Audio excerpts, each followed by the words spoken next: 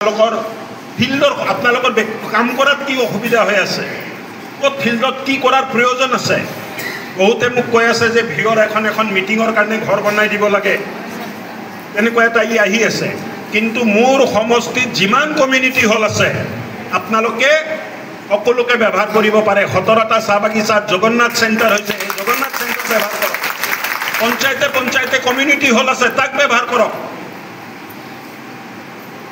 আপোনালোক সমাজৰ পৰা বাহিৰত নহয়, এই ঘৰখিনি যিখিনি বনোৱা হৈছে আপোনালোকৰ ব্যৱহাৰৰ কাৰণে বনোৱা হৈছে, এইটো ভাবি নল'ব যে এইটো বেলেগৰ কাৰণে বনোৱা হৈছে।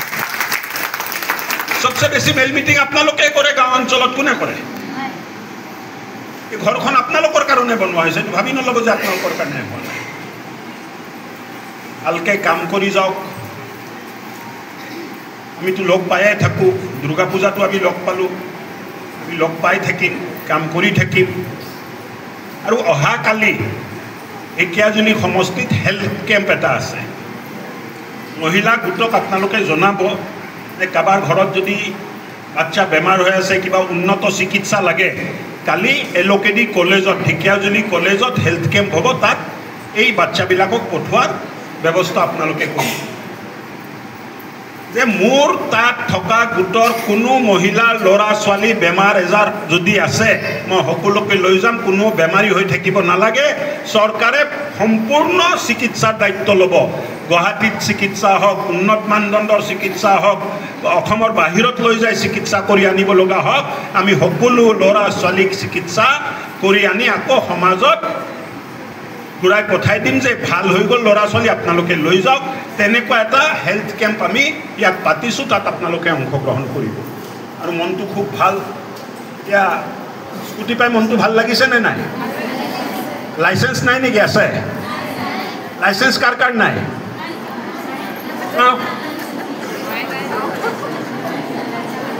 এইটো কি কৰি আছা? লাইচেন্স নাই, স্কুটি দি আছা, কালি এক্সিডেণ্ট হ'লে জেলত যাব লাগিব যে। স্কুটি মানুহজনে চলাব নে আপোনালোক চলাব? এইটো মানুহজনে চলালে কেনেকৈ জীৱিকা সখী হ'ব? এটা কাম কৰক, আচ্ছা চলাব কোনে কোনে নাজানে মই ট্ৰেইনিঙত পঠাই দিম। কোনে কোনে স্কুটি চলাব নাজানে? ডাঙৰ কথা হৈছে।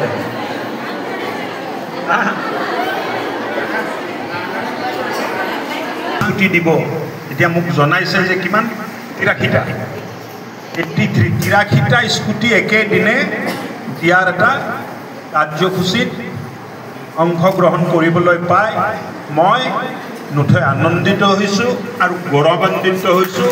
ইমান ধুনীয়া কৰিছে। আজিৰ এই কাৰ্যক্ৰমত উপস্থিত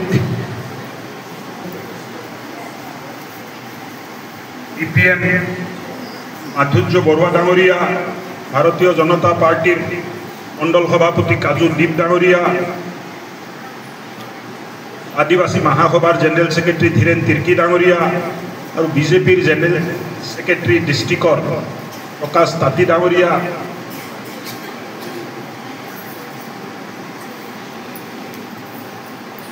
ছয়গৰাকী নতুনকৈ জীৱিকা সখী আপোনালোকৰ পৰিয়ালত উত্তৰ ঢেকীয়াজুলি FRC অঞ্চলৰ পৰা অন্তৰ্ভুক্ত হ'ল। আৰু ঈশ্বৰৰ কি কৃপা মই ক'ব নোৱাৰোঁ, এপইণ্টমেণ্ট লেটাৰো আজি হাতত পাইছে আৰু লগত স্কুটিও লগত হাতত পাইছে। এনেকুৱা সৌভাগ্য এই ছয়জনীক হৈছে। আৰু এইটোৱে চৰকাৰৰ কাম কাজ কিমান ক্ষিপ্ৰতাৰে হয়। মই FRCত যাওঁতে মোক ক'লে যে আমি মহিলা উদ্যমিতাৰ আঁচনি পোৱা নাই। খবৰ কৰোঁতে গম পালোঁ যে জীৱিকা সখী নাই।